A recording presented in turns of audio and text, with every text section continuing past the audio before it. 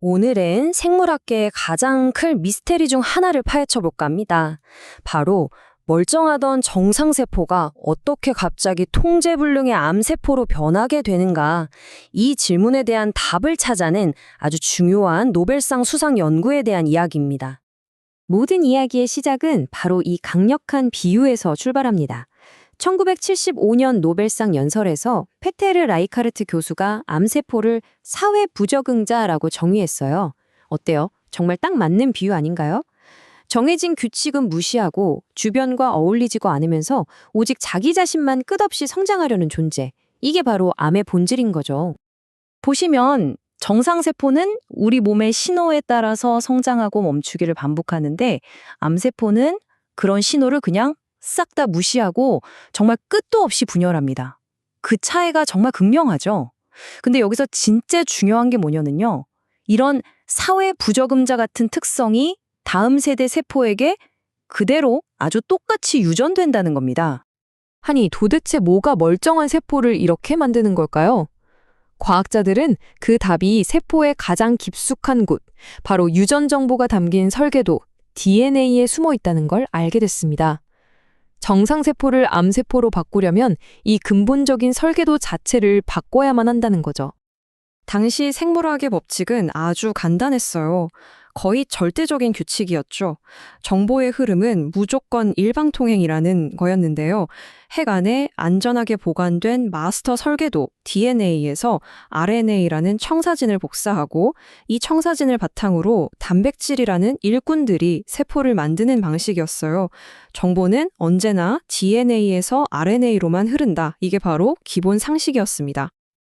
자, 이 미스터리를 푸는 첫 번째 단서는 바로 특정 바이러스가 어떻게 세포의 유전 정보를 바꾸는지 그 과정에서 발견되었습니다. 레나토 둘베코라는 과학자가 아주 중요한 사실을 밝혀냈는데요. 바로 DNA를 유전 물질로 가진 바이러스가 우리 세포를 어떻게 감염시키는지에 대한 거였어요. 그가 알아낸 건 바이러스가 자기네 유전 정보를 우리 세포의 설계도에 그냥 끼워 넣어버릴 수 있다는 충격적인 사실이었습니다. 과정은 이렇습니다. 먼저 바이러스의 DNA가 슬쩍 세포 안으로 들어와요. 그리고는 핵으로 가서 우리 세포의 DNA에 쓱 합체해버립니다. 그럼 어떻게 될까요? 네, 바로 새로운 암 DNA가 탄생하는 거예요. 이 변형된 세포는 이제 무한성장이라는 새로운 명령을 받게 되고 분열할 때마다 이 잘못된 설계도를 다음 세대에 계속 물려주게 되는 거죠. 여기까지는 뭐 그럴듯해 보이죠? 그런데 과학자들이 곧 엄청난 난관에 부딪히게 됩니다. DNA가 아니라 RNA를 유전물질로 가진 바이러스들이 나타난 거예요. 이건 정말 기존의 모든 상식을 뒤엎는 존재였습니다. 자, 여기서 바로 이 질문이 나옵니다. 정보의 흐름이 DNA에서 RNA로 가는 일방통행이라면 대체 RNA 바이러스가 어떻게 마스터 설계도인 DNA를 바꿀 수 있다는 걸까요? 말이 안 되잖아요. 이건 마치 건물을 짓는 현장 도면이 갑자기 본사의 원본 설계도를 뜯어 고치는 것과 같은 정말 말도 안 되는 역설이었던 거죠. 이런 혼란 속에서 1960년대에 하워드 태민이라는 과학자가 정말 당시로서는 이단과도 같은 아주 파격적인 아이디어를 내놓습니다. 정보가 거꾸로, 즉 RNA에서 DNA로 흐를 수도 있다는 주장이었죠. 당연히 당시 과학계는 이 말을 거의 믿지 않았습니다. 하지만 마침내 이 모든 역설을 풀어보를 위대한 발견의 순간이 찾아옵니다. 생물학의 역사가 새로 쓰이는 순간이었죠. 그때가 바로 1970년입니다. 이 해에 하워드 태민과 데이비드 볼티모어가 놀랍게도 서로 다른 곳에서 독립적으로 연구하다가 똑같은 퍼즐 조각을 동시에 찾아냅니다. 그들이 찾아낸 건 바로 역전사 요소라는 아주 특별한 단백질이었어요.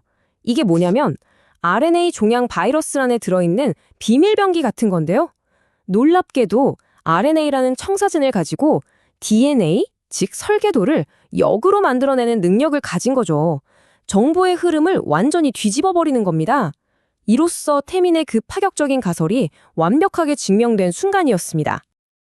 이제 정보의 흐름은 완전히 달라졌습니다.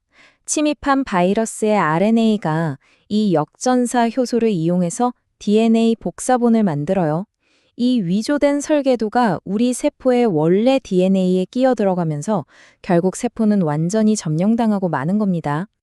자, 이 발견이 단순히 암 연구에만 머물렀을까요? 천만에요. 이건 생명현상 자체에 대한 우리의 생각을 뿌리부터 바꿔놓은 정말 어마어마한 발견이었습니다. 이제 모든 퍼즐이 맞춰졌습니다. 둘베코, 태민, 볼티모어의 발견이 합쳐지면서 바이러스성 암의 전체 그림이 완성된 거죠. 보세요. DNA 바이러스는 그냥 직접 자기 DNA를 꽂아넣고 RNA 바이러스는 역전사 효소라는 도구를 써서 일단 DNA로 변신한 다음에 꽂아넣는 거예요. 방식은 좀 다르지만 결국 최종 목표는 똑같죠? 우리 세포의 DNA를 변형시키는 것. 그런데 여기서 이야기는 더 놀라운 방향으로 흘러갑니다. 과학자들이 우리 정상세포의 DNA를 들여다봤더니 글쎄, 이 종양 바이러스의 RNA랑 아주 비슷한 정보가 이미 우리 DNA 안에 잠들어 있었다는 걸 발견한 거예요. 수백만 년 동안이나 말이죠. 이게 무슨 뜻이겠어요? 우리 유전자의 일부가 사실은 아주 먼 옛날 우리 조상에게 들어왔던 바이러스의 흔적이라는 거죠. 자, 그럼 이런 복잡한 과학 이야기가 우리 실생활에 대체 무슨 의미가 있을까요? 바로 예방과 치료에 대한 새로운 희망을 열어줬다는 겁니다. 이게 그냥 이론으로만 그친 게 아니에요. 노벨상 연설에도 나온 아주 좋은 예시가 있습니다. 예전에는 고양이 백혈병이 정말 흔한 사망 원인이었거든요. 근데 이 병의 원인이 바로 RNA 종양 바이러스였어요. 과학자들이 역전사 요소를 발견한 덕분에 이 바이러스가 어떻게 작동하는지 완벽하게 이해하게 됐고 마침내 이걸 막을 수 있는 백신을 개발해낸 겁니다. 바이러스로 인한 암도 예방할 수 있다는 걸 보여준 아주 중요한 사례죠. 이 모든 발견이 가져온 생각의 전환을 딱 한 문장으로 요약하면 바로 이겁니다. 바이러스와 유전자 사이에 경계가 사라지고 있다. 더 이상 바이러스는 외부의 침입자, 유전자는 우리 내부의 것, 이런 구분이 무의미해진 거죠. 우리 몸 안에 있던 유전자가 어느 날 바이러스가 되어 튀어나올 수도 있다는 생각, 정말 엄청나지 않나요? 오늘 이야기는 이 질문을 남기면서 마무리할까 합니다. 우리 유전자 안에 고대의 바이러스가 잠들어 있고 생명의 기본 규칙이라고 믿었던 정보의 흐름이 뒤집힐 수 있다면 과연 우리가 아직 모르는 비밀이 우리 DNA 안에 또 얼마나 많이 숨겨져 있을까요? 정말 궁금해지지 않으세요?